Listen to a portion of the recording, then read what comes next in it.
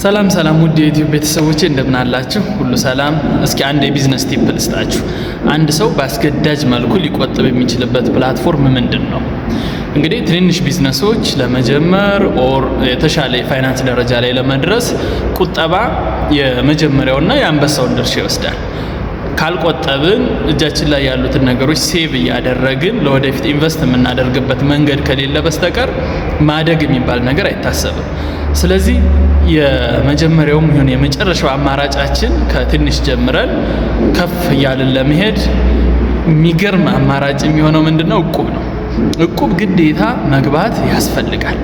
ለማደግ ወደፊት ጥሩ ደረጃ ላይ ለመድረስ የሚገርም ፕላትፎርም ቢኖር እቁብ ነው። እቁብ ግዴታ መጀመር ያስፈልጋል።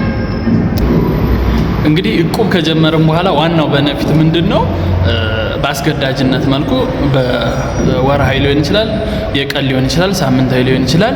የግድ አስበን የምንቆጥብበት ፕላትፎርም ነው። ከዛ ውጭ ግን እቁቡ ከወጣልን ኢንኬዝ አስበንበት አውጥተን አውርደን የነደፍነው ቢዝነስ ፕላን ካለ እዛ ላይ እናውለዋለን።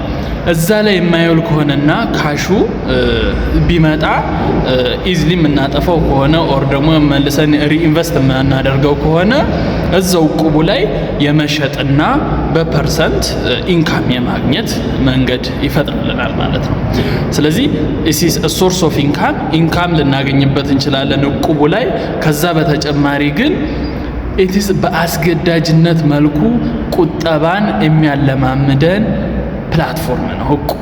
ስለዚህ ሰርች ኤኒ እቁብ፣ በዙሪያቸው ያለ አዲስ እቁብ ሊሆን ይችላል፣ የተጀመረም እቁብ ሊሆን ይችላል። ሰርች አድርጉና እቁብ ግቡ። ከዛ ኢዝሊ ከፍ እያላችሁ በቢዝነስ እያደጋችሁ ትመጣላችሁ። ብዙ የከተማችን ባለሀብት ኦር ብዙ ከፍ ያለ ደረጃ በፋይናንስ የደረሱ ሰዎች መነሻቸውን ብጠይቋቸው እቁብ ነው። ስለዚህ እቁብ ግቡ። ዘን በኔክስት ሌቭል እየደረስን እናየዋለን። ቴንክ ዩ